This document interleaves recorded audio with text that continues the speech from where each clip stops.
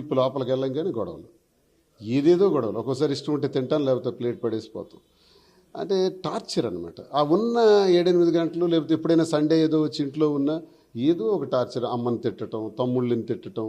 ఆ, నాకు ఎవరైనా దువ్వాడ శ్రీనివాస్ చాలా బాగా ఈరోజు స్పీచ్ ఇచ్చారు, లేదా బాగా మాట్లాడారు, లేదా బాగా చేశారో, మాకు హెల్ప్ చేశారంటే వాళ్ళు శత్రువు అయిపోతాడు. ఇంకా మీరు పొరపాటున వెళ్ళి శ్రీనివాస్ మంచోడు అంటే మిమ్మల్ని తిడతారు. శ్రీనివాస్ పనికిమాలినోడు ఎదవ అంటేనే మీకు పెద్ద ఫ్యాన్ అయిపోతారు మీరు. అలా అనమాట ఆవిడ తత్వం అది. She can't digest. అది ముందు నుంచి ప్రతిరోజు ఉన్నటువంటి సమస్య. ఆమె తత్వం ఏంటంటే అహంకారం, ఈగో అహంకారాల మధ్య. అహంకారం ఈగో అంటే అదే రెండు ఒకటే. ఈ రెండింటి మధ్య, వీటి మధ్య నలిగిపోతూ ఉంటుంది ఎప్పుడు. నేను చెప్పిందే చేయాలి, నేను అనుకున్నదే జరగాల, వ్యాపారాలన్నీ నా పేరున ఉండాలి, రాజకీయం నేనే చెయ్యాలి.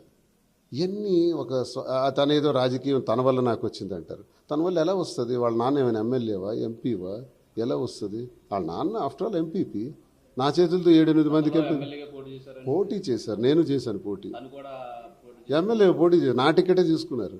2003లో రాజశేఖర రెడ్డి గారితో నేను అడుగులు ప్రారంభించాను. 2000 సంవత్సరంలో విద్యార్థి రాజకీయాలు. సారు నా వర్క్ స్టైల్ చూసి నాకు టికెట్ అనౌన్స్ చేశారు హరిశ్చంద్రపురం. చేసిన తర్వాత వీళ్ళు వెళ్ళి నాకు ఆ టికెట్ ఇవ్వకపోతే, నా కూతురుకో నాకు ఇవ్వకపోతే ఇండిపెండెంట్గా వేస్తామని సార్ దగ్గర చెప్పారు. సార్ ఏమో నాకు చెప్పి, నువ్వు చిన్నోడు బాబా, నీకు ఇంకా చాలా టైం ఉంది, మీ మామ ఏదో అలరి పెడుతున్నాడు, ఇచ్చేద్దాంలే అన్నాడు. అలాగే సార్ అన్నాను. అది 2004, ఇది 2024. ఈరోజు కొడుకు దగ్గరికి, అంటే జగన్మోహన్ రెడ్డి గారి దగ్గరికి కూడా వెళ్ళి సేమ్ టార్గెట్. అంటే టికెట్ మాకు ఇవ్వండి, లేదా నా శ్రీనివాస్తో మాకు విడాకులు ఇచ్చేయండి, లేదా నేను విషయం తాగిచేస్తాను అని అధిష్టానం ముందు డిమాండ్ అనమాట. మరెందుకు ఈ గొడవలన్నీ, ఆ టికెట్ ఇచ్చేద్దాంలే అని నా 25 సంవత్సరాల కష్టాన్ని 100 మెట్లు దిగి నేనే ప్రకటించాను. అంటే మీరు అబ్జర్వ్ ఏం చేశారు సార్? అంటే ఇప్పుడు కూడా తనదే పై చేయి ఉండాలన్న ధీమతో ఉండారా ఆవిడ అంతే సార్, అహంకారం సార్. అసలు పై చేయి ఉంటే తప్పులేదు సార్.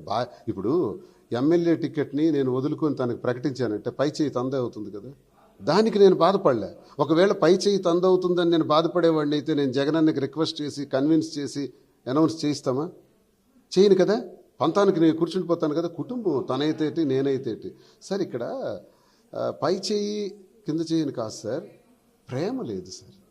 సో ఆ ప్రేమను మీరు బయటకు వెతుక్కునే ప్రయత్నం చేశారా? నేను ఎప్పుడు ఆ ప్రయత్నాలు చేయలేదు. నా బాధల్లో నేను ఒక కాన్సెప్ట్తో సాధారణంగా మగవాళ్ళు ఇంట్లో కరువు అయినప్పుడు బయట ఆ సాంత్వాన్ని కోరుకునే ప్రయత్నం చేస్తారు. ఒక్కొక్కసారి నాకు ఎలాగయ్యేదంటే, వాళ్ళు విమర్శించేటప్పుడు, తోలనాడు మాట్లాడేటప్పుడు నా గుండె బరువు ఎక్కినట్టయ్యేది.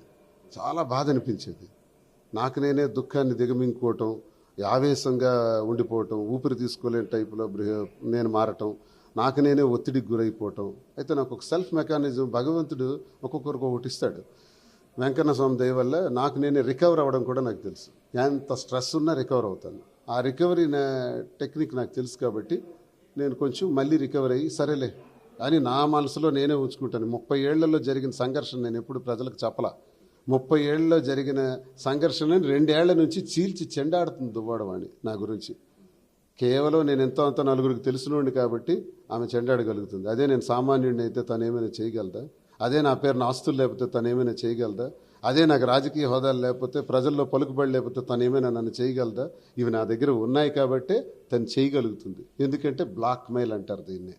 బ్లాక్ మెయిల్లో విజయం సాధించింది. సరే, మాధురి గారితో ఎప్పుడు మీ జీవితంలో ఎంటర్ అయ్యారు? ఆవిడతో ఉన్న మీకు సంబంధం ఏంటి? అసలు ఆవిడ వల్లనే వివాదం వచ్చిందా, లేదంటే వేరే ఇతర కారణాలు ఏమైనా అని మీరు భావిస్తున్నారు? మాధురిని రాజకీయాల్లోకి తెచ్చిందే దువ్వాడవాణి, పరిచయం చేసిందే వాణ్ణి.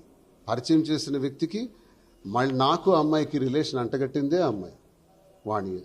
ఇలా చేసిన పరిస్థితుల్లో ఆమె జీవితం దుర్భరం అయిపోయింది. అత్తవారు కన్నవారికి దూరం అయిపోయి, ఇవన్నీ విషయాలు చెప్పాను మీడియా ముందు.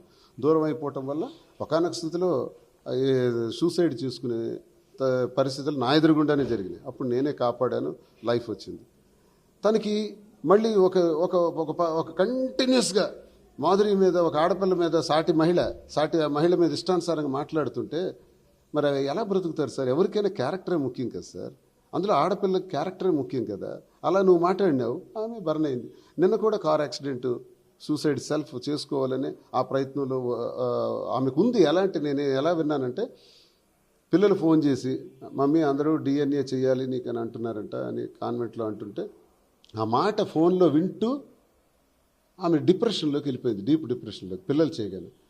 అప్పటికే డిప్రెషన్లో ఉంది. ఇది ఒక క్వశ్చన్, తనకి డీప్ డిప్రెషన్కి గురైంది. వెంటనే వెళ్ళి అక్కడ లెఫ్ట్లో ఉన్న కారును గుద్దేసింది. వెంటనే రైట్ టర్న్ తీసేటప్పటికి కారు బాల్తో పడి 3 ఫల్టీలు కొట్టి డివైడర్ను గుద్ది అది అస్తవ్యస్తమైంది. అది స్కోడా కారు కాబట్టి బతికారు, లేకపోతే బ్రతకరు. ఒకవేళ నేను సో వాణి గారు ఒక మాట చెప్తున్నారు, ఇప్పుడు మాధురి విషయం కాదు, ఇష్యూ కాదు. ఇప్పుడు